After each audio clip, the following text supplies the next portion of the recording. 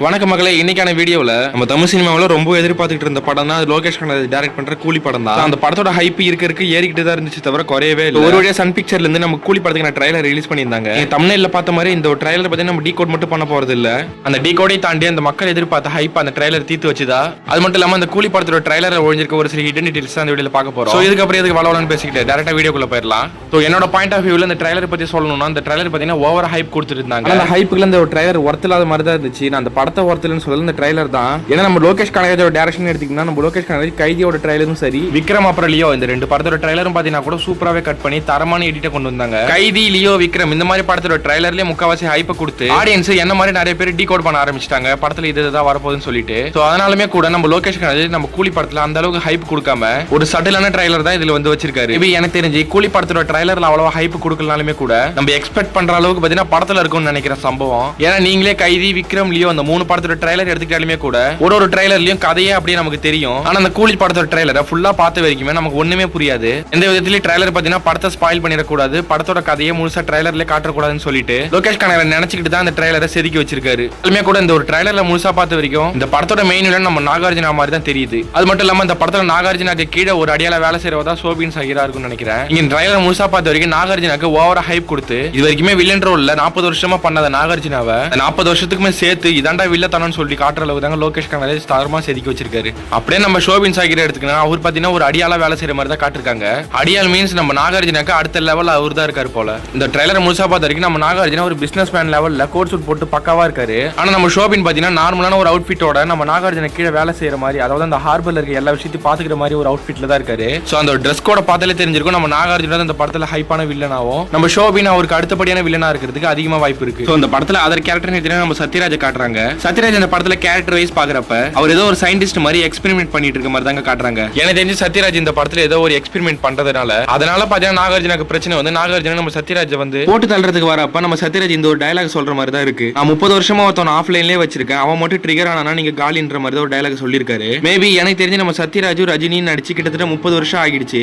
அந்த ஒரு ரெஃபரன்ஸ் ஞாபகப்படுத்துற விதமா தான் இந்த ஒரு டயலாக் வச்சிருக்காரு நம்ம லோகேஷ் கனகராஜ். சொல்ல போனா நம்ம சத்யராஜுக்கு ஒரு பிரச்சனை வரப்பதான் நம்ம தலைவரே உள்ள என்ட்ரி ஆகுறாரு. தலைவரை பத்தி நிறைய மேட்டர் இருக்கு, அது அப்புறம் பார்க்கலாம். இந்த படத்துல அதுக்கு முன்னாடி ஸ்ருதிகாசனை பத்தி பாத்துடலாம். இந்த படத்தை பார்த்த வரைக்கும் இந்த படத்துல இவங்க சத்யராஜோட பொண்ணா இருக்க அதிகமா வாய்ப்பு இருக்கு. ஏன்னா ஒரு போர்ஷன்ல மொட்டை மாடியில சத்யராஜும் ஸ்ருதிகாசனும் டான்ஸ் ஆற மாதிரி ஒரு சீனை வச்சிருக்காங்க. அது மட்டும் இல்லாம ஸ்ருதிகாசன் நம்ம தலைவரை பார்த்து அவர் உங்க ஃப்ரெண்டா இருக்கலாம், அதுக்கு முன்னாடி எங்க அப்பான்னு சொல்லிட்டு ஒரு டயலாக் சொல்லிருப்பாங்க. எனக்கு தெரிஞ்சு சத்யராஜுக்கு ஒரு பிரச்சனைன்றப்ப நம்ம தலைவர் உள்ள வர தலைவர் வந்தோடனே சத்யராஜுக்கு இன்னும் பெரிய ஆபத்து வந்துற போது நீங்க கிளம்புங்கன்னு சொல்ற மாதிரி தாங்க அந்த கான்வர்சேஷன் கொண்டு போயிருப்பாங்க. அந்த ஒரு டைம்ல தான் ஸ்ருதிகாசன் நம்ம தலைவர் கிட்ட இந்த ஒரு டயலாக் சொல்ற மாதிரி இருக்கும். ஒரு படத்துல கன்னட ஆக்டரான உபேந்திரா நடிச்சிருந்தாலுமே கூட அவருக்கு இந்த ட்ரைலர்ல ஒரே ஒரு போர்ஷன் மட்டும் தான் காமிச்சிருக்காங்க. அவரு கிட்டத்தட்ட ஒரு 80s or 90s வேலை செய்யற ஒரு கூலி மாதிரியும், அப்ப ஏற்பட்ட ஒரு பிரச்சனை இல்ல அவர் யாரையோ போட்டு அடிக்கிற மாதிரியோ ஒரு பஸ் மேல காலை வச்சுக்கிட்டு யாரையோ கட்டி இழுத்துட்டு போற மாதிரி தாங்க ஒரே ஒரு சீன் இந்த ட்ரைலர்ல காமிச்சிருக்காங்க. எனக்கு தெரிஞ்சு உபேந்திரா கன்னடத்துல ஒரு பெரிய ஆக்டர், அவருக்கு வந்து லோகேஷ் கனகராஜ் ஒரு சின்ன சீன்லாம் தந்திருக்க மாட்டாரு. கண்டிப்பா உபேந்திராக்கு ஓவரா ஹைப் பண்ணி அவரோட மொத்த போர்ஷன் இந்த ட்ரைலர்ல காமிச்சிட வேணாம், அவரோட சம்பவத்தை தியேட்டர்ல பார்த்து மக்கள் தெரிஞ்சுக்கணும்னு சொல்லிட்டு தான் ட்ரைலர்ல சின்ன போர்ஷன் வச்சிருவாரு போல. இன்னொரு பக்கத்துல இந்த படத்துல எதுனா நம்ம அமீர் கான் ஏதோ சின்னதா ஒரு கேமியோ ரோல்ல வருவாருன்னு சொன்னாங்க. ஆனா அந்த படத்தோட ட்ரைலர் பார்த்த வரைக்கும் இந்த படத்தோட ட்ரைலர்ல அவரோட ரோல் செமையாவே இருந்துச்சு. எனக்கு தெரிஞ்சு நம்ம அமீர் கானோட ரோல் நாகார்ஜுனாவுக்கும் மேல, அதாவது நாகார்ஜுனாவோட பெரிய ஆளா தான் இருக்க வாய்ப்பு இருக்கு. நாகார்ஜுனோட போர்ஷன் ஏதோ ஒரு விசாகமட்டத்துல போட்ல ஹார்பர்ல காட்டுற மாதிரி தான் காமிச்சிருப்பாங்க. ஏன் ஷோபின் ஷாகிருக்கு கூட பாத்தீங்கன்னா ஹார்பர்ல மட்டும் தான் சீன்ஸ் காமிச்சிருப்பாங்க. ஆனா பாலிவுட் ஆக்டர் அமீர் கானுக்கு பாத்தீங்கன்னா பெரிய ஹெலிகாப்டர்ல வந்து இறங்குற மாதிரியும் தரமான ஒரு பெரிய வில்லத்தனத்தை தான் காமிச்சிருப்பாங்க. எனக்கு தெரிஞ்சு இந்த படத்துல நம்ம ரோலெக்ஸ் கேரக்டர் எப்படி கேமியோல வந்துச்சோ அந்த மாதிரி நம்ம பாலிவுட் ஆக்டரான அமீர் கான கேமியோல கொண்டு வந்து அவருக்கு கீழே நாகார்ஜுனா கீழே ஷோபின் ஷாகிர்னு சொல்லிட்டு ஒரு லெவலா வில்லத்தனத்தை கொண்டு போயிருப்பாங்க போல.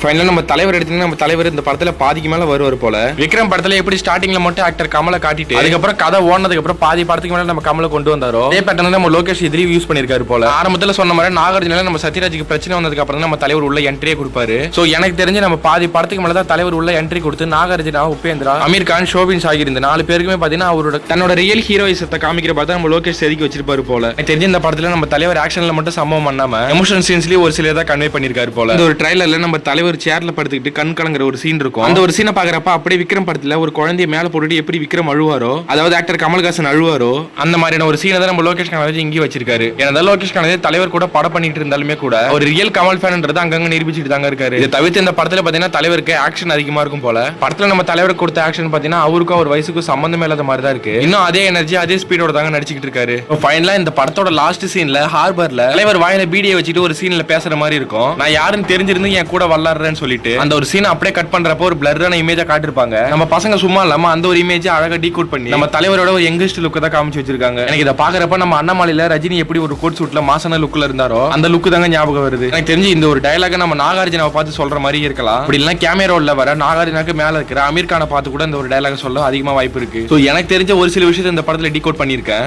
சோ நான் சொல்லாத நிறைய விஷயம் இந்த வீடியோ பாக்குற நண்பர்களான உங்களுக்கு தெரிஞ்சிருக்கும். சோ அதெல்லாம் என்னன்னு சொல்லிட்டு மறக்காம கமெண்ட் பண்ணிட்டு இதே மாதிரி trailer break down decode movie இன்ட்ரெஸ்டிங்கான வீடியோ பார்க்க கீழே ஒரு ரெட் கலர் பட்டன் இருக்கும், அதை அழுத்தி மறக்காம சப்ஸ்கிரைப் பண்ணி வச்சுக்கோங்க. இதே மாதிரி தரமான ஒரு வீடியோல மீண்டும் சந்திப்போம்.